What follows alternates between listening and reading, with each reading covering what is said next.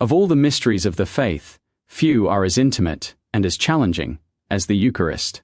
At the Last Supper, Jesus didn't just leave his disciples with words or memories, he left them with himself. Hidden under the appearance of bread and wine is the very heart of Christianity. God made present, not symbolically, but truly, fully, sacramentally. And in that gift, we're invited into a love that defies comprehension and requires a faith that gently reshapes us. The mystery of the institution of the Eucharist invites us to contemplate the reality of Christ's true presence in the host. In a way, it requires the same kind of faith as believing that the eternal, all-present God could be perfectly contained in the body of a man.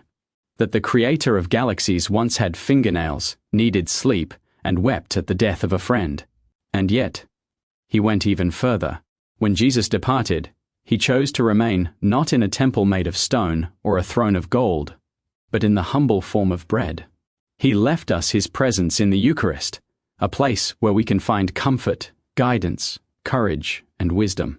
Not just a reminder of his love, but his love itself, living and active, waiting for us. But to unlock this treasure, we must approach with faith, to believe that he is truly there.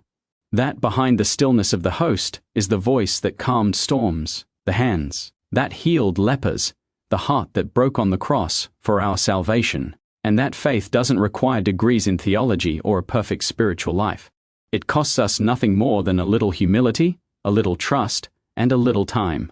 To sit before him in adoration, to receive him with reverence in the Mass, to speak to him in silence and listen with the ears of our soul. Sometimes people say, "I don't feel anything when I go to adoration," or "Mass feels dry lately." But love isn't always about emotion. It's about presence, consistency, faithfulness. The same way a parent lovingly watches over a sleeping child, or a friend simply sits beside someone grieving. The Eucharist is Christ's quiet declaration, "I am still with you." Even when we feel nothing, he remains fully present. The saints knew this. Many of them spent hours before the tabernacle, not because they always felt something, but because they understood this truth: Jesus is here. And that changes everything.